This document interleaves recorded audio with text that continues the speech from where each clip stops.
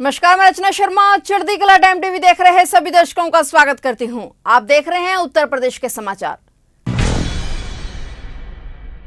उत्तर प्रदेश के मथुरा समेत देश भर में श्री कृष्ण जन्माष्टमी की धूम देखने को मिल रही है। इस खास मौके पर श्री कृष्ण जन्म स्थान पर श्रद्धालुओं की भीड़ अपने आराध्य के दर्शनों को उमड़ पड़ी है। इस खास मौके पर उत्तर प्रदेश के मुख्यमंत्री योगी आदित्यनाथ ने प्रदेशवासियों को श्री कृष्ण जन्माष्टमी की शुभकामनाएं दी हैं। आज देश भर के मंदिरों में श्री कृष्ण जन्माष्टमी के मौके पर रंगारंग झांकियां तैयार की गई हैं। मुख्यमंत्री योगी आदित्यनाथ ने प्रदेशवासियों और श्रद्धालुओं को श्री कृष्ण जन्माष्टमी के पर्व की शुभकामनाएं देते हुए कहा कि भगवान श्री कृष्ण सभी का कल्याण करें। उन्होंने एक्स ट्विटर पर पोस्ट करते हुए लिखा कि जय कन्हैया लाल की पावन पर्व श्री कृष्ण जन्माष्टमी की प्रदेशवासियों और श्रद्धालुओं को हार्दिक बधाई और शुभकामनाएं। कृपा सिंधु योगेश्वर भगवान श्री कृष्ण संपूर्ण सृष्टि का कल्याण करें। बता दें कि श्री कृष्ण जन्माष्टमी के मौके पर राज्य भर के जिलों से कई रंगारंग कार्यक्रम आयोजित किए गए हैं। श्रद्धालुओं की भीड़ मात्र श्री कृष्ण जन्म स्थान पर नहीं देश के ज्यादातर मंदिरों में उमड़ रही है। वहीं भक्तों की भारी भीड़ को देखते हुए मथुरा से लेकर वृंदावन में कई जगह पर भंडारे का आयोजन भी किया गया है।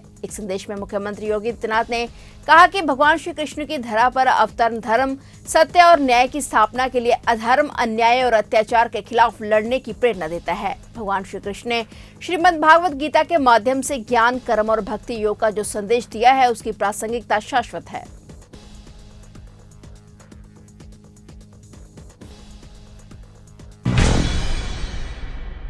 आज महान वैज्ञानिक पद्मश्री प्रोफेसर गोविंद स्वरूप की पुण्यतिथि है। प्रोफेसर गोविंद स्वरूप की पुण्यतिथि पर यूपी के सीएम योगी आदित्यनाथ ने उन्हें विनम्र श्रद्धांजलि भेंट की है। मुख्यमंत्री योगी ने कहा कि खगोल विज्ञान के क्षेत्र में उनके योगदानों ने विश्व में भारत का लोहा मनवाया। देशवासियों ने सदा याद रखेंगे और उनसे प्रेरणा प्राप्त करते रहेंगे। लोकप्रिय वैज्ञानिक और रेडियो खगोल शास्त्री गोविंद स्वरूप का महाराष्ट्र के पुणे में एक निजी अस्पताल में निधन हो गया था। वे 91 वर्ष के थे। 1929 में जन्मे स्वरूप भारत में रेडियो खगोल विज्ञान के क्षेत्र में मार्गदर्शकों में से एक थे। गोविंद स्वरूप को रिसर्च में उनके महत्वपूर्ण योगदान के लिए जाना जाता है। गोविंद स्वरूप ने पुणे के पास दुनिया के सबसे बड़े टेलीस्कोप में से एक ज्वाइंट मीटर वेव को रेडियो टेलीस्कोप को स्थापित किया था और उन्होंने ऊटी में एक बड़े रेडियो टेलीस्कोप की भी स्थापना की थी। उनके इस योगदान से भारत रेडियो खगोल शास्त्र के क्षेत्र में रिसर्च करने वाले देशों की सूची में शामिल है। गोविंद स्वरूप को उनके उत्कृष्ट कार्य करने के लिए पद्मश्री भी मिल चुका है। उन्हें भटनागर अवार्ड और ग्रेट रेबर मेडल भी मिल चुका है। प्रोफेसर गोविंद स्वरूप के निधन के साथ खगोल विज्ञान की दुनिया ने एक महान वैज्ञानिक, संस्थान और दूरबीन निर्माता को खो दिया है। उन्होंने कई असंभव कार्य किए, सहकर्मियों को भी प्रेरित किया।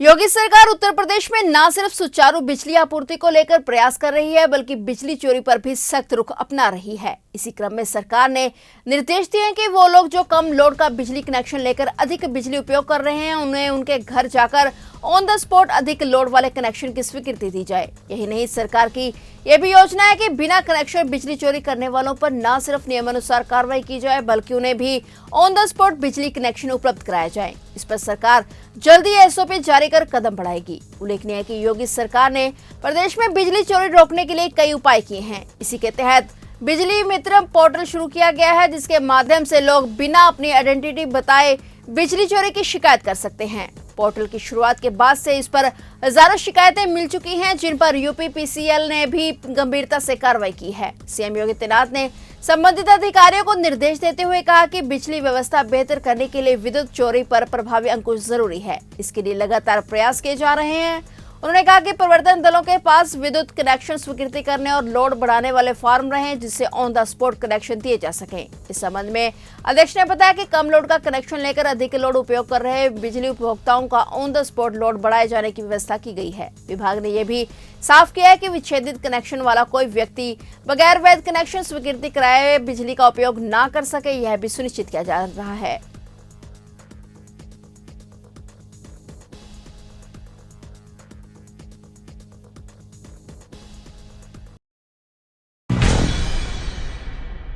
उत्तर प्रदेश के सीएम योगी आदित्यनाथ ने कहा कि साल 2024-2025 में कन्या सुमंगला योजना की धनराशि बढ़ा दी जाएगी। इस राशि को 15,000 रुपए से बढ़ाकर 25,000 रुपए किया जाएगा। उत्तर प्रदेश के मुख्यमंत्री योगी आदित्यनाथ की ओर से प्रदेश की बेटियों को ये बड़ी सौगात दी गई है। मुख्यमंत्री कन्या सुमंगला योजना की धनराशि को योगी आदित्यनाथ ने बढ़ाने की घोषणा की है। यह धनराशि 2024-25 से 10,000 रुपए बढ़ा दी जाएगी, यानी तय अवधि से यह राशि 15,000 से बढ़ाकर 25,000 रुपए कर दी जाएगी। सीएम योगी ने कहा कि प्रदेश की बेटियों को इससे अपने सपनों को पूरा करने के साथ ही शिक्षित होने और आत्मनिर्भर बनने में आसानी होगी। उन्होंने कहा कि इस योजना के अंतर्गत शुरुआत में 6 चरणों में राशि दी गई, जो कि 15,000 रुपए थी। अब अगले साल से बेटी का जैसे ही जन्म होगा उसके माता पिता के अकाउंट में 5,000 रुपए की धनराशि दे दी जाएगी। ऐसे ही बेटी जब 1 साल की होगी तो 2,000 रुपए और पहली कक्षा में बिटिया के प्रवेश करने पर 3,000 रुपए ट्रांसफर किए जाएंगे। छठी कक्षा में प्रवेश लेने पर 3,000 रुपए दिए जाएंगे और बिटिया के 9वीं कक्षा में प्रवेश लेने पर 5,000 रुपए दिए जाएंगे। अगर बेटी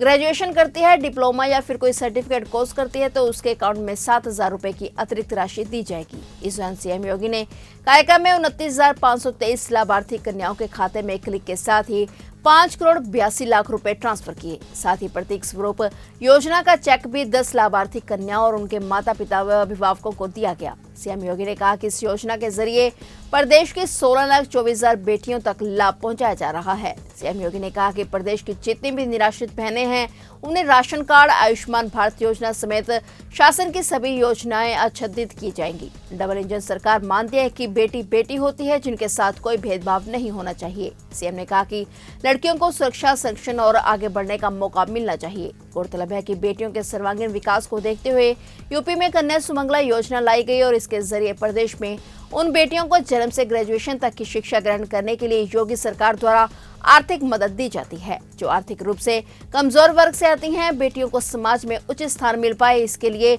इस योजना की शुरुआत की गई है। इस योजना के तहत फिलहाल 15,000 की धनराशि दी जा रही है।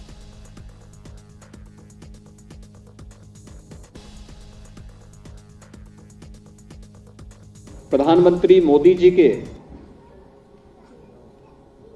बेटी बचाओ बेटी पढ़ाओ के कार्यक्रम को एक नई ऊंचाइयों की ओर ले जाने के लिए हमारा भारतीय समाज प्राचीन काल से ही मातृवंदना को, उनके प्रति सम्मान के भाव को प्राथमिकता देता रहा है और यही कारण रहा है हर उस वस्तु को सम्मान की निगाह से समाज ने आगे बढ़ाने का कार्य किया, जिसमें मातृत्व का गुण हो और हर एक पक्ष को उस दृष्टि से आगे बढ़ाया भी है। स्वाभाविक रूप से समय के अनुरूप आगे बढ़ते हुए अगर कहीं पे कोई विकृति आ गई, कोई खामी आ गई, उसका परिमार्जन हो, इसके लिए शासन की योजनाएं समय समय पर चलाई जाती हैं। और डबल इंजन की जो सरकार है, इसका यह मानना है कि बेटी सिर्फ बेटी है।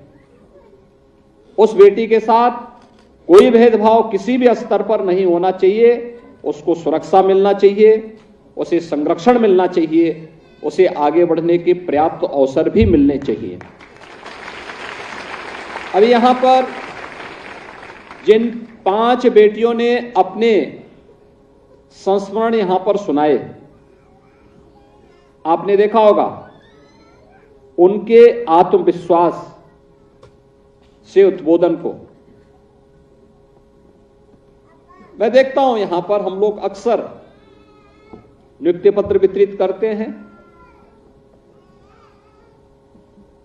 विभिन्न बोर्ड की परीक्षा में मेरिट सूची में आए हुए बालक बालिकाओं को सम्मानित करते हैं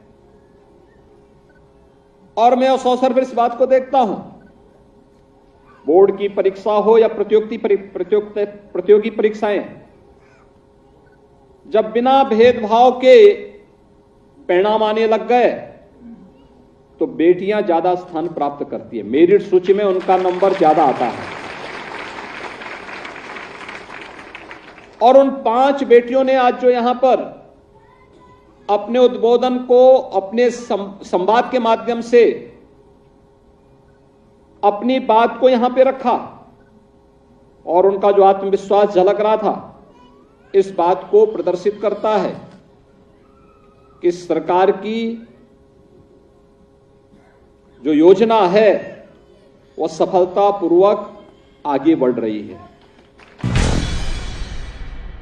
तो ये थे उत्तर प्रदेश के समाचार और नए समाचारों के साथ फिर से हाजिर होंगे। तब तक के लिए देखते रहिए चढ़ती कला टाइम टीवी।